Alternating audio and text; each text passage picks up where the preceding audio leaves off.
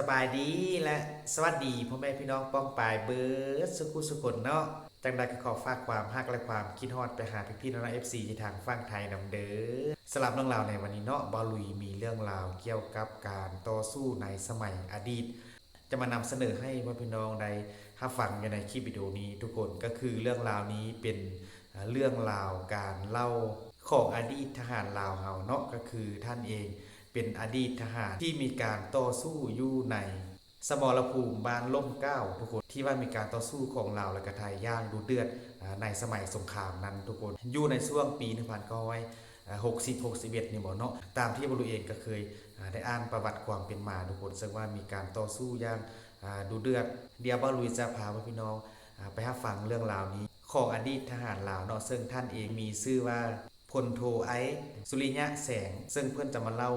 เหตุการณ์ในการต่อสู้อยู่ในสมรภูมิบ้านลมเกล้ามาให้เฮาได้รับฟังในคลิปวิดีโอนี้เนาะซึ่งว่าบาลูเองและก็รวมทางพี่ๆน้องๆ FC ก็เป็นคนเกิดใหม่รุ่นหลังทุกคนเฮาก็รับฟังไปเพื่อเป็น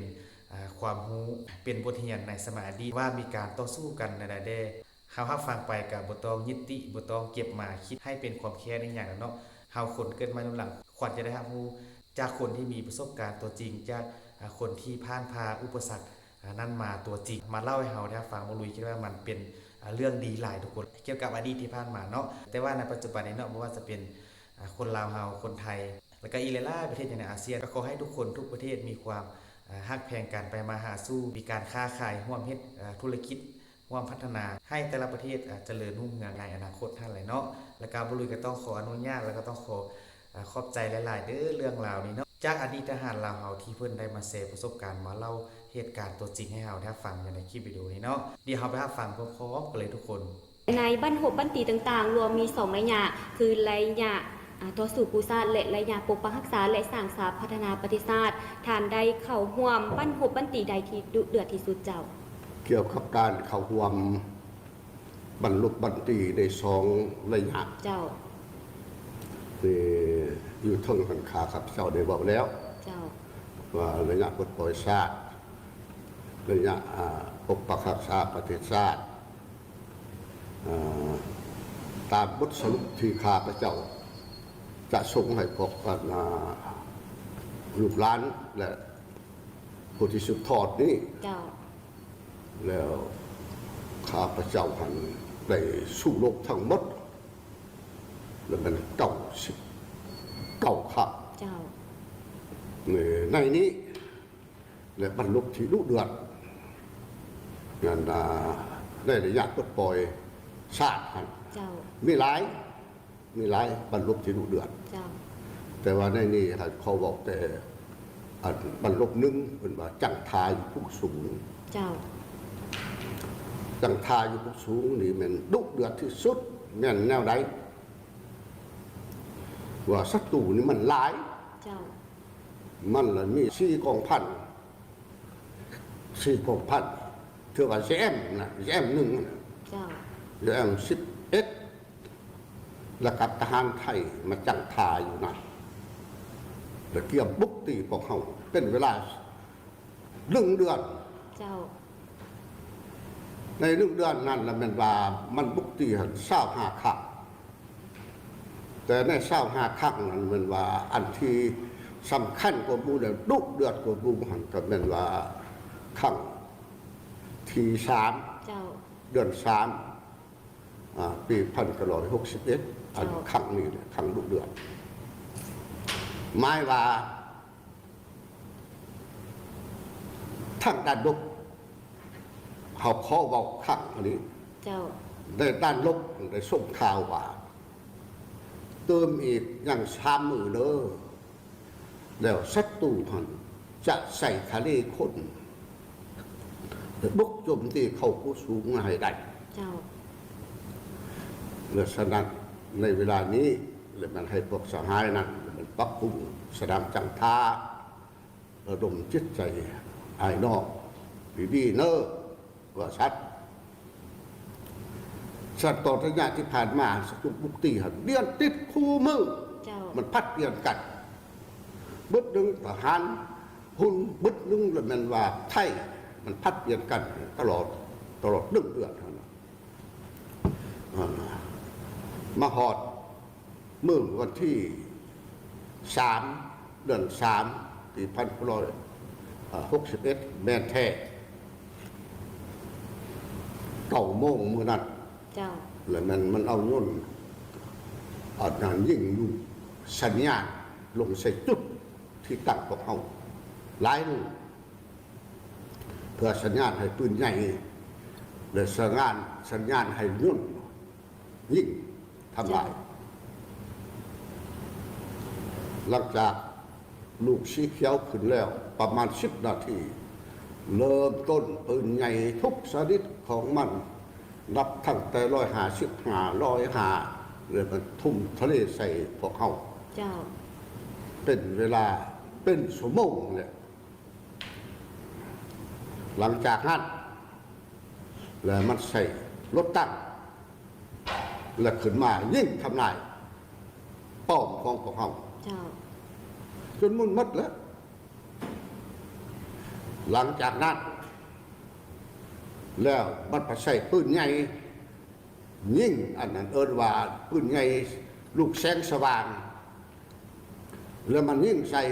แล้วเพื่อว่าให้มันตามั่วนะ เจ้า ตามั่วบ่อยนุ่งแล้วหลังจากนั้นแล้วมันยิ่งลูกขวด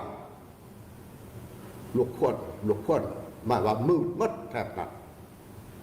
แล้วหลังจากนั้นแล้วมันจัดตั้งกำลัง3 หูแถว เจ้า หูแถวหนึ่งมันนุ่งเสื้อสีดำหูแถวที่2แล้วมันนุ่งเสื้อสีเหลืองหูแถวที่3แล้วมันนุ่งเสื้อขาวอันนี้นะมันเสื้อขาวเนี่ยมันพอเขาสังเกตว่ามันทหารไทย เจ้า จากแล้วมันเริ่มต้นขึ้นตะรุมบอดมันคิดว่าบ่มีใครจะตอบต้านแล้วเชิงว่าบ่ใต้ก็มันบ่เห็นหุ้งเนอะคงมันยิ่งรู้ว่านั้นมาใส่เบิดเลย เจ้า เวลามันขึ้นอย่างโอ้อาจที่สุดทั้งห้องทั้งโฮจับเอามันขึ้นมาเวลานี้ราคาพระเจ้ากับชายจุ่มเป็นผู้บัญชาอยู่จอมผู้นี้กระดมไอ้นอกต้องทุ่นเทียงรอทาศัตรูขึ้นมามอเลือกออกจากยิง เจ้า ในเวลาที่ศัตรูได้ยิงปืนใหญ่ต่างๆอันนั้นเดี๋ยวพอเขารู้ใจดิ้นพุ่นตาแต่ไอ้นอกสังเกตอยู่ป้อมท่านหลังจากศัตรูขึ้นมามอแล้วไอ้น้องรายงานว่าศัตรูมาถึงจุดแล้วออกจากจังพร้อมการแตกสะปืนบาดเดียวเย่งลง เจ้า เบิกศัตรูมันตกสโลว์นับแต่การองอาจ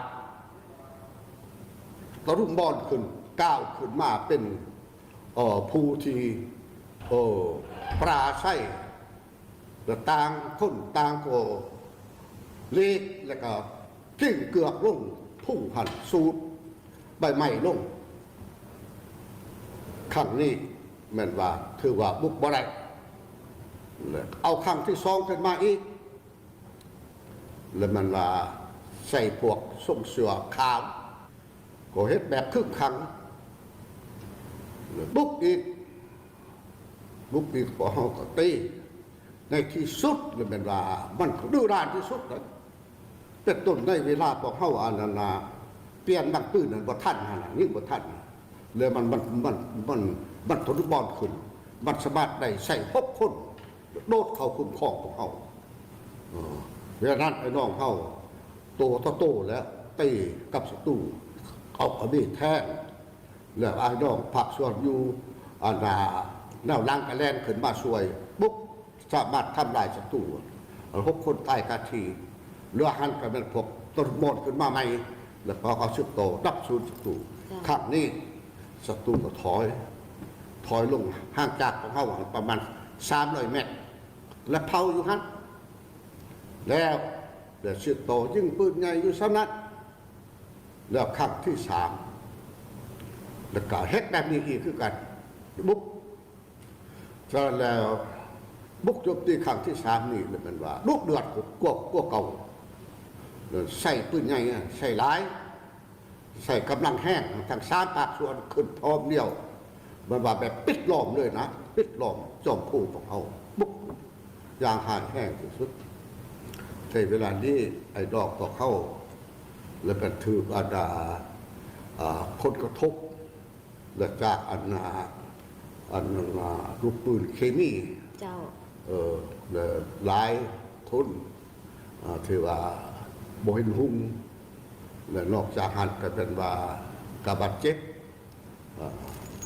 จำนวนหนึ่งแต่ว่าพวกเขาก็ย่องปะ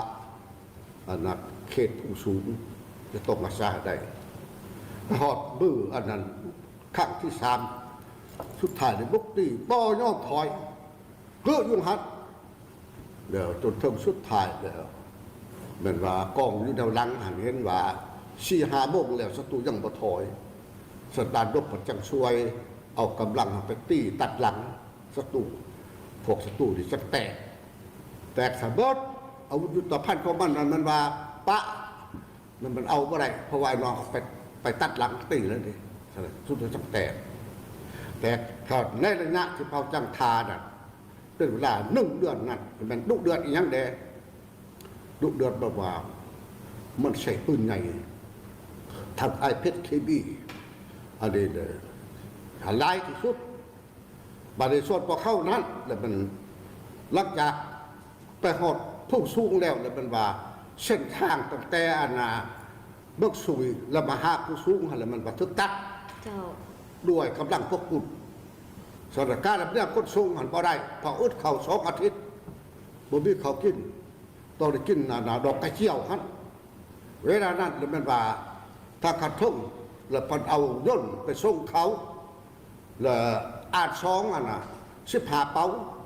แล้วไปป้อนแล้วบ่ทึกบ่ของเฮาไปทึกบ่ศัตรูอยู่มันมาห่างจากศัตรูมีแต่บ่ฮอดลักทรัพย์แล้วเป็นอะไรแล้วพอเฮาเอาได้แตกสายตู้มันแล้วพอกับไอ้นอกมันหมายว่าคอยไปจอบเอาในเวลาตอนบ่าย2-3 โมงมันก็จอบเอาเลยเอาเข้าแล้วบัดเข้าว่าทึกลูกปืนศัตรูมัดของมันเห็นว่าป้อนเขาลงหันเลยมันเอาปืนใหญ่ยิงใส่แล้วมุ่งมัดจะได้เข้ามาน้อยเดียวหนึ่งนั่นสารนาอึดเข่ากับปนัดและบริพักบริเศร้าน้ำตกใกล้เส้นทางสารมาเป็นสารก็จังว่าได้บรรลุต่างๆที่ผ่านมานั้นคอยก็ร่วมหลายบรรลุหลายปฏิแต่ว่าปฏิเท่านี้ลูกเดือดของบุญอันนั้นเลยอยากว่าเรื่องบรรทาความลูกเดือดเฉพาะตัวเองในเวลาสู้รบปลดปล่อยประเทศชาติในเวลาสู้รบปกป้องรักษาประเทศชาตินี่ก็คือพวกคนลูกหลานหุ่นกันแล้ว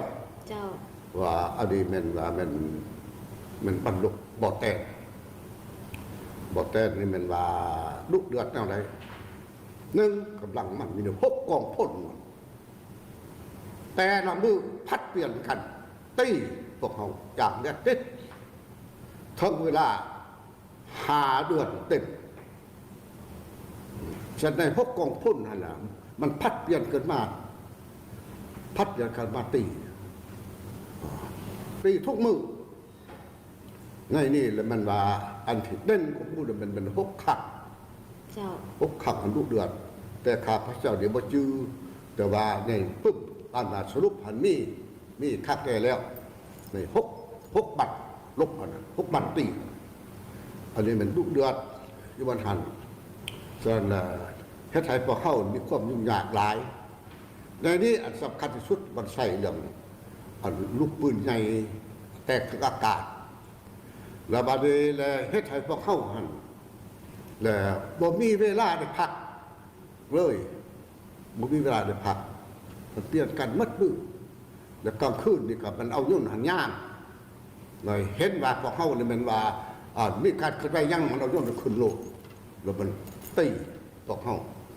ส่วนเจ้าว่าลูกเดือดในนี่มือหนึ่ง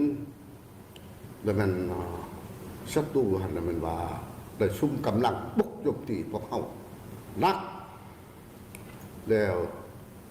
มันตอนเอิ้นว่าช้างเข่าพวกเขาถูกทำลาย ถูกใหม่มัดแล้วก็ลูกปืน3 ลูกปืนก็ถูกใหม่ เจ้า บัดเวลานั้นมันว่าไอ้น้องพวกเขาก็ถือว่ามันกระทบกระเทือนสมควรในเวลานั้นเหลือจากนั้นแล้วมันว่าแล้วมันจังใส่กำลังบุกแห้ง เจ้า บุกแห้งเลยเวลานั้นพวกเขาเลยจะเป็นต้องได้สู้รบอย่างดุเดือดในเวลานั้นแล้วมันสหายบุญทอดจิตวิรพ้นวนาคงพ้นสัพพัดบอยู่กับเมื่อท้องถิ่นหรือเมื่อปิ้นตัวสุขภาพ เจ้า เวลานั้นข้าพเจ้าต้องได้ขึ้น ไปบรรษาอยู่บ่อนจุดสูงสุดของมนุษย์บ่แตกเพื่อจะติดตามบรรษากองทหาร เวลาเดียวกันนั้นก็ได้สั่งให้สายเอื้อรัฐเสนาธิการทัพอากาศลำเลียงลูกปืนไว้ลำเลียงเข้าขึ้นให้ประทันเลยผ่านการสู้รบเป็นระยะมัดมือหนึ่งขึ้นเลยสุดท้ายศัตรูจังถอยลง ในเวลานั้นศูนย์กลางตีราคาว่าศัตรูนี่มันจะเพิ่มทวี